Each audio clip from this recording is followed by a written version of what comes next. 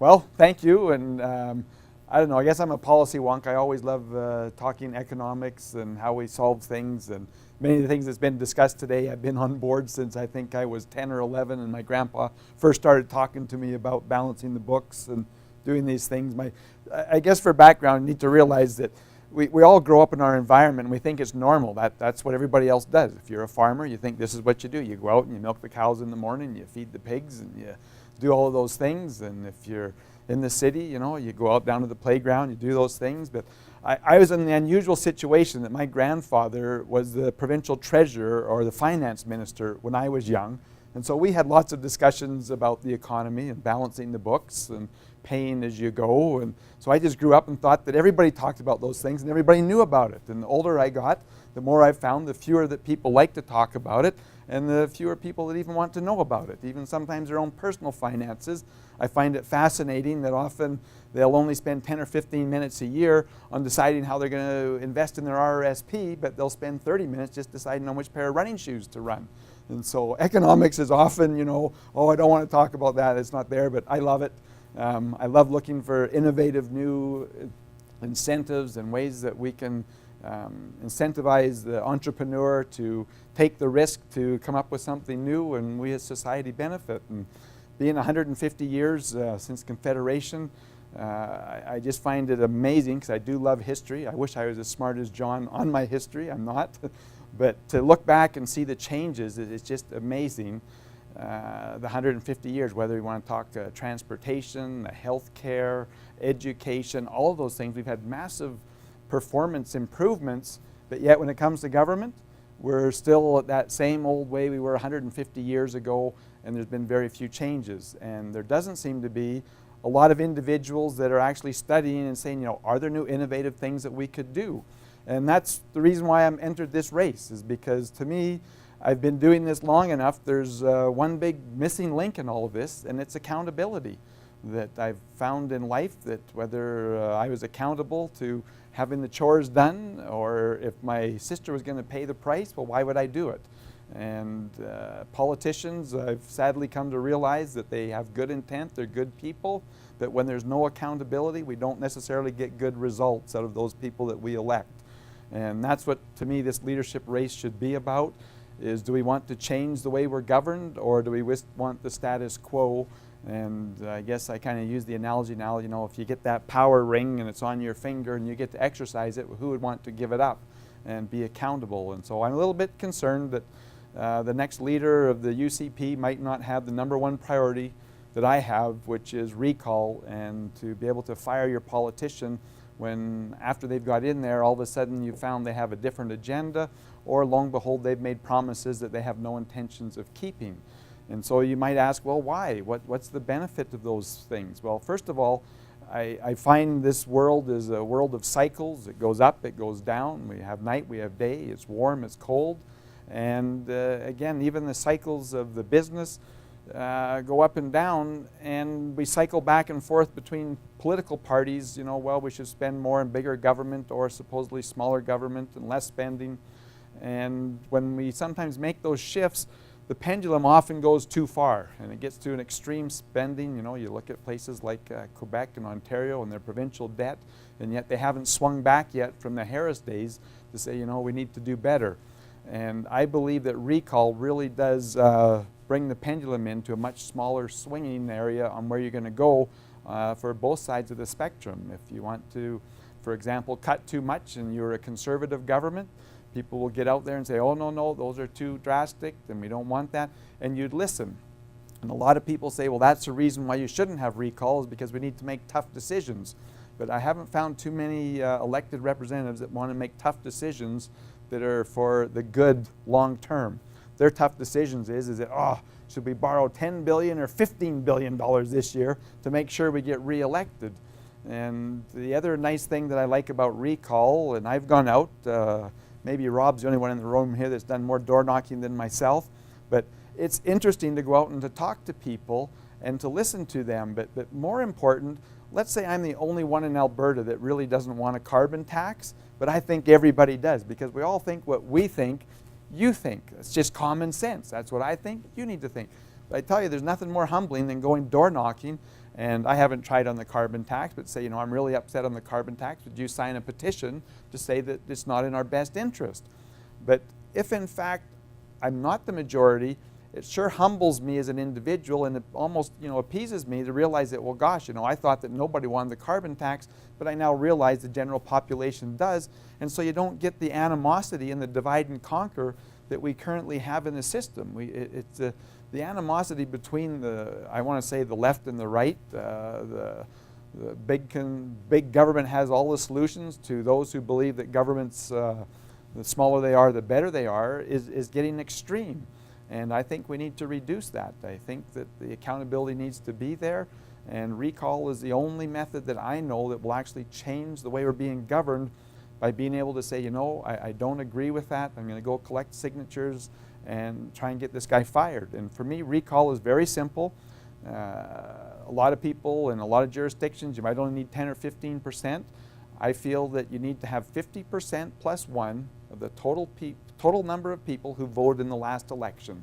So if 20,000 people voted and you were elected, you might only have been elected with 9,000 votes because we have a 3-party system, but it would take 10,001 signatures to fire that elected representative. I also feel it needs to be a reasonable span of 120 days.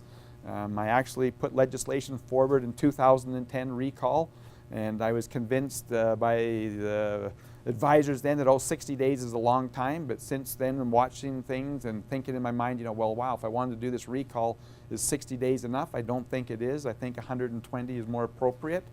And probably the most important thing for me, and I'm kind of sorry that Ted Morton wasn't able to be here today, because has he released his paper yet on, anyways, he was releasing a paper, and okay, well, maybe I won't talk about that, but anyways, the point is that we need that accountability, we need the recall there, and in order to keep recall, because many jurisdictions have had it and then the politicians remove it, I would want to entrench it, that the only way it could be amended or repealed is through a referendum of the people.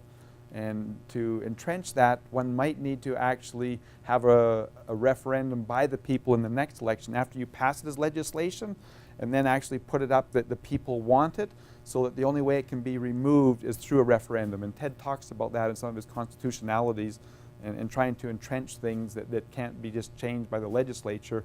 Because I was unfortunately in the House when Ralph's balanced budget law got changed by Ed Stelmach in a matter of a few minutes, and we know where that went. But be happy to answer any questions or the critics of recall, but we just need to change the way we do government, and recall citizens initiative referendums and free votes for the MLA, which again would be the result, because if one area had a big issue, and again back in 05, 06 when I was a leader, I had an individual up in northern Alberta, and he says, Paul, we love the wheat board, and our policy was to get rid of the wheat board. And I said to him, I says, well, I'd be very disappointed if you voted the way I believe it needs to go. That's why you're elected by your people, and if you're an advocate for the wheat board, I'd expect you to vote that way. And I just think it's wrong for leaders to lean on different individuals and say, oh, this is very important and we need to go that way. It's supposed to be elected representatives, not party representatives or leader representatives. It's elected representatives, and that's why I'm a big advocate. The #1 policy for me is recall. Thank you. This is a bit of a technical question, but if you got your 10,001 signatures, there would then have to be a by-election. Yes. Is the seat immediately vacant, or does the incumbent remain in office? At that point, as soon as the chief electoral officer received the signatures and goes through the validation, he would announce that that seat is open. Well, yeah, I'm sure if he announced it or the Speaker of the House would, but yes, once the signatures were reached 10,001 or 50% plus 1, then that seat is open. So the incumbent has got to step down immediately? Immediately. Yeah. And then a by-election would be set? Yeah. Well, normally when someone stepped down, you have 6 months to call a by-election, and that would just automatically fall into place. So if you, as an individual, have a feeling about a policy, party disagrees with it as a group, and it comes to voting for it, and you're whipped into voting for it. I don't believe in a party whip vote except for a vote of confidence. Okay, so, The only time, I even believe the budget, if the majority of the elected people in that party don't agree with that budget, I think you should be able to vote against it. And it has to be, just the vote of confidence for the government to fail is the only place where I would have a whip vote. So are you saying that a budget vote could actually fail and you just say we'll have to bring in a new budget next month? But boy, would a government ever be Yeah. incompetent to not know that it's people. But the whole Yeah. point then is that you would actually then have the buy-in of the group. Yeah. You'd go to them, and part of the problem is that it's just, it's too top-down, and the fear that, oh, I want an appointment, or I don't want to be in the bad books, and there's too much groupthink. Actually, but there was a case in Britain as late as the 1880s where a ministry was defeated, I think on a budget vote. And so the Prime Minister and the Cabinet resigned, but they didn't have an election. Instead, somebody else formed a ministry, went to the House and won a vote. So we get this idea now that the legislators are just adjuncts of executive power. And the parties are so centralized now that it's not a totally unreasonable view. But in fact, there's no need. If a budget's defeated, the minister, the premier has to resign. But you don't necessarily have to dissolve the legislature. You can say, okay, since sentiment was against that budget, is there actually majority sentiment in the House for somebody else with a different plan? Yes. And if there isn't, then you need an election. Yeah, excellent point. That's why historians are so valuable. So I have a question. So based on your numbers, 50% plus one.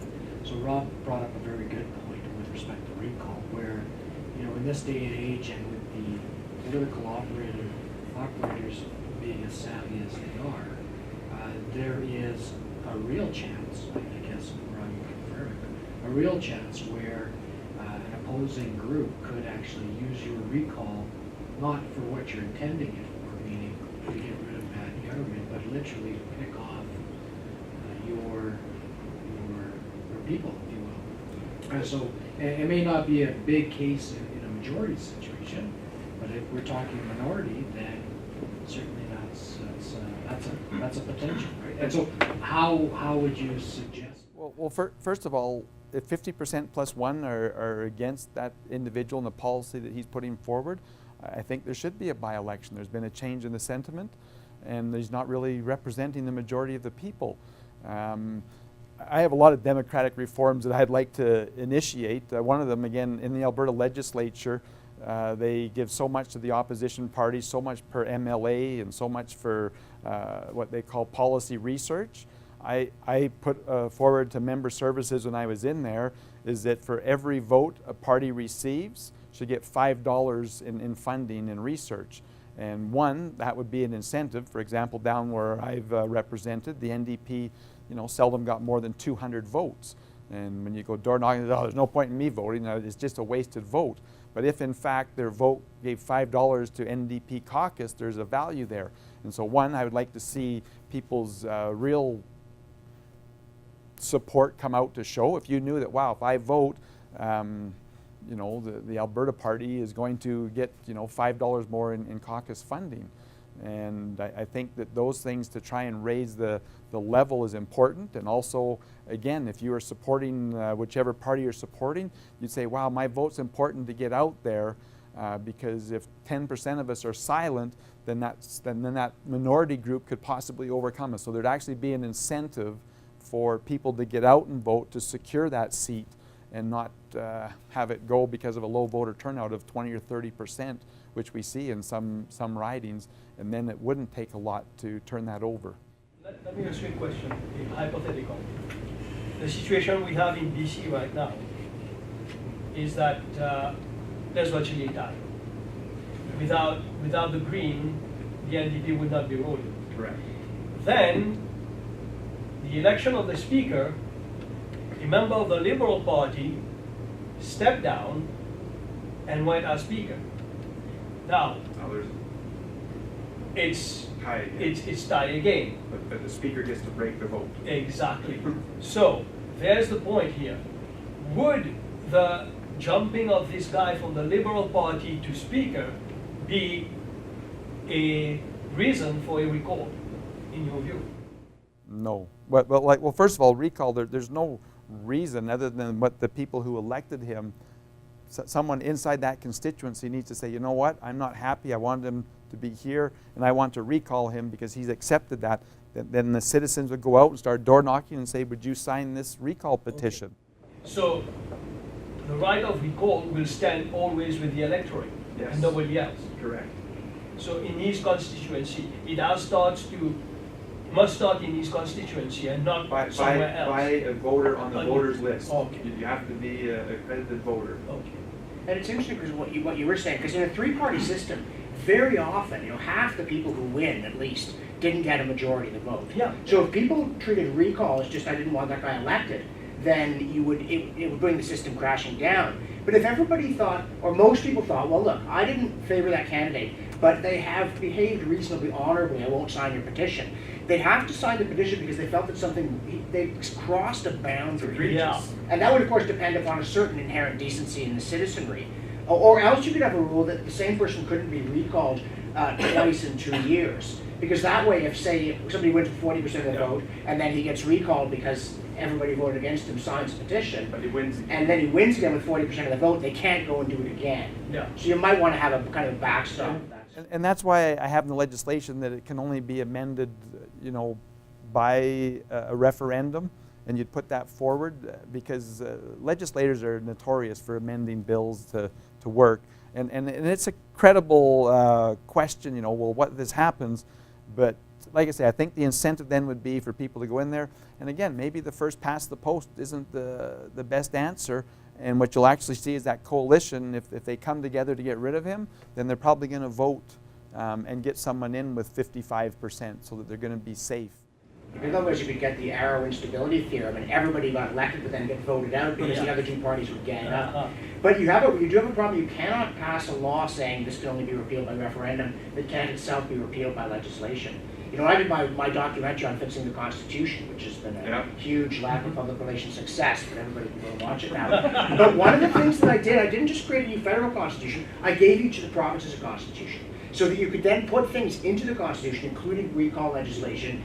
You could amend your provincial constitution so that this could only be taken out by another constitutional amendment.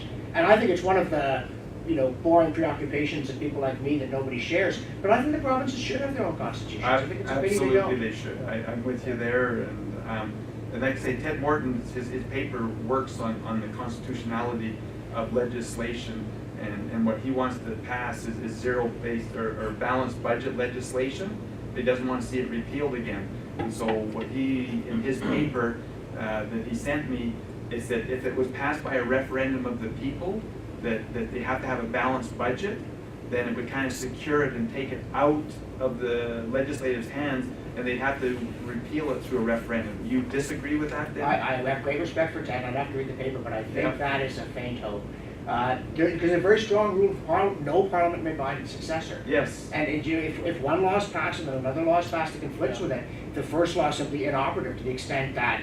And that's why he said the referendum. But I'll send you the papers because he sent them to me, and I'll ask him. You just pass a law that the tramples over the bill that said you had to be referendum, and it's gone. Ideally, it should be in the Constitution. There's two things that should be in the Constitution. One is accountability through recall. Can't think of the other one now.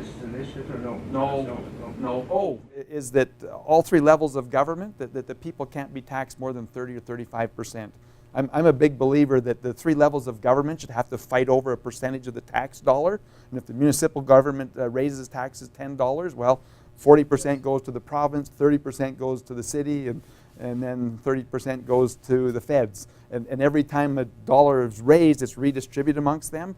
And I think that would stop the triple signs. No, that's not my jurisdiction. We're not putting any of our money into a bicycle path. But I just feel constitutionally that we should have a limit on taxation of the people. But well, certainly, again, my proposal would have made much stronger lines between the responsibilities of the feds and the provinces, and it would have, as the American one does, it would have said that all powers not expressly granted to the center are retained by the provinces. But the provincial constitutions would also have had things like the outlining the separation of powers that we do have federally. People think we don't, but we do. Yeah. It's right there in the Constitution. Yeah, actually. Section 92, yeah, it's Yeah. there. But the Constitution actually talks about here's the powers of the executive, here are the powers of the legislative, here's the judiciary. It couldn't be clearer, I don't think. But it would also, and I would give each province its own Bill of Rights, again, without Absolutely. weasel loopholes and section 1s and so on, and a much firmer understanding of what the compact is between governed and governors. Yeah. So there's another cause that will interest nobody that you can run up. So I often come up and say that my name is nobody and it interests me. Rob has a question or comment. While we're on the subject of kind of democratic populism stuff, when I was at the National Citizens Coalition, my former boss, David Somerville, said that his favorite piece of legislation that he wished would be passed would be citizens' initiative, like what they have in Switzerland, for example. California is a North American context. Your thoughts? Mark Milke's bringing that case forward again too. The beautiful thing about Citizens Initiative referendum is that I could go out and start collecting the signatures to make it recall a policy. And so it's almost the grandfather of it, but recall is what we need. Citizens Initiative, it's the grandfather that could give me the ability to go out and try and go door knocking, and that would motivate me to go door knocking to get recall in there. I confess that I have a concern about initiative, and that is that we have a system of responsible government where the executive, the ministry, is answerable to the legislature for the coherence of its program. And if you get laws passed by initiative, and the ministry says, we've got a whole program here, but that doesn't fit into it, what's then meant to happen? The initiative would take precedent, in my opinion. That would be like the legislation, the legislators passing new law, which takes precedent over the old law. That would be my... Yeah, and I think more of a kind of a legislative program problem, and then the ministry would say, well, we can't cope, because you just passed a law saying taxes can't be above X, and our program is Well, more expensive. no, then So there's they have other to programs, step down. there's priorities that you gotta get rid of other stuff. Well, or else just to say, okay, well, we've lost the confidence of the House and so we step down, you've got to find another ministry that can live with that. Has he studied California? Not really, but I know it's a low threshold. Real big problems with Yes. it down there. Yes, Like, but they're... their ballots, but- like with 200 questions. I have seen their ballots. Yeah. And they are just And unbelievable. interest groups actually, you could go out and buy a question. But isn't the threshold very low there, like 5%? I don't know. I've looked at it, but I haven't researched it. Yeah. And my understanding was, that if my memory is right, there's a very low threshold of only like 5% of the electorate. Okay. And so when you have a low threshold to bring questions on, then you have an abundance, or if you're allowed to put, we just need $400,000 to put a question on the ballot, then it's open up for There sale. was a very good report done by The Economist, 5-6 years ago, when it wasn't a left-wing rank. But, Yeah, I think the one- I think you gotta be pretty careful about California. 'Cause Yeah. Oh, they're an entity of their own, well, they're as big as us, and they should. It has to be a pretty high bar, but I think John should take his own advice when he says trust the people.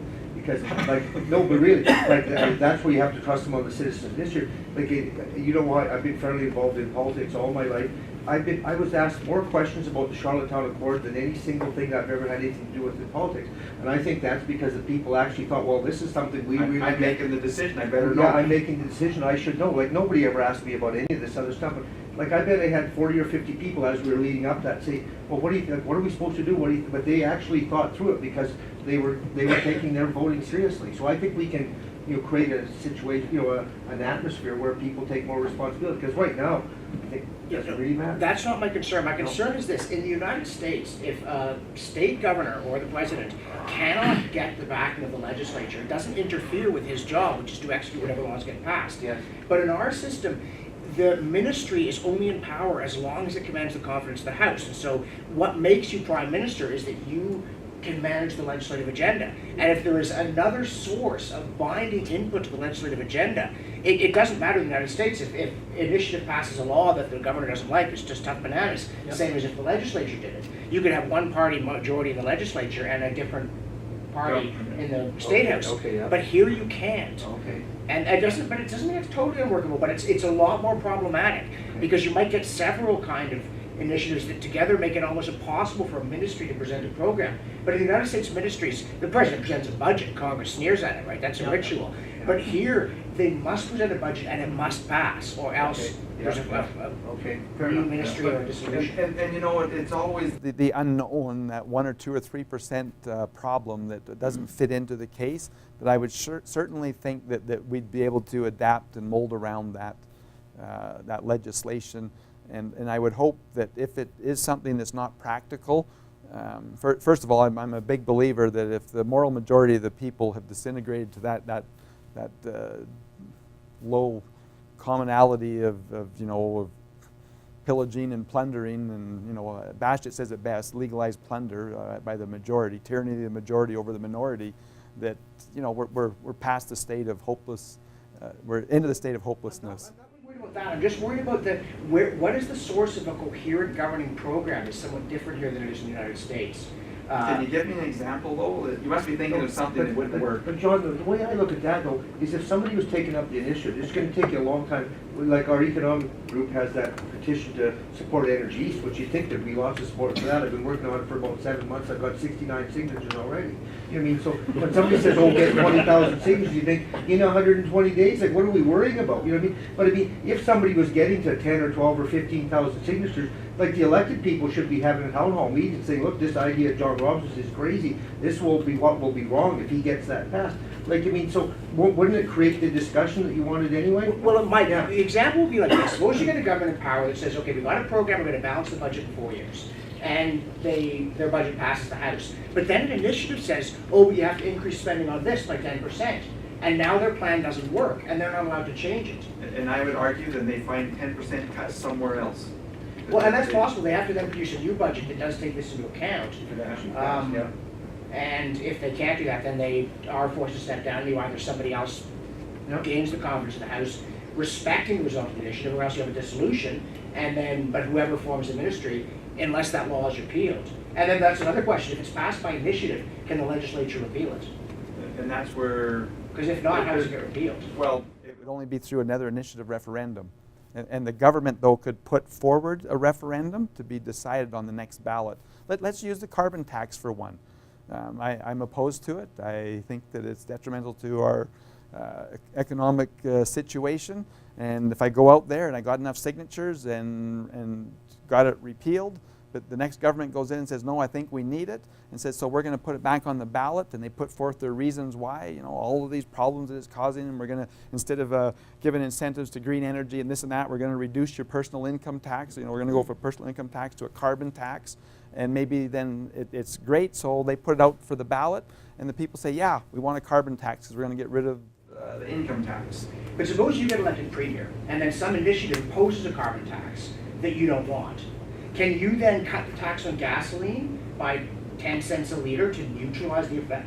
I would say yes, because there's 10 cents tax on there, but if there wasn't any tax, then no, I couldn't. Yeah, or give people rebates. Could you pass a law that nullifies the effect of the referendum or the initiative without directly repealing it? I have one person who said, and gave me that idea, says that, we just need to give the rebates, even for federal, how are we going to counter the $50 federal thing? Well, we're actually going to rebate the people the money that they pay on it. In which case you'd have frustrated the initiative. Yes. In order to have a coherent program that made sense to you. Yeah. But if the legislature can't act contrary to the initiative, then what if the initiative makes a mess of your program? You just have to live with that. You have to act as though you wanted it in a context where it doesn't fit.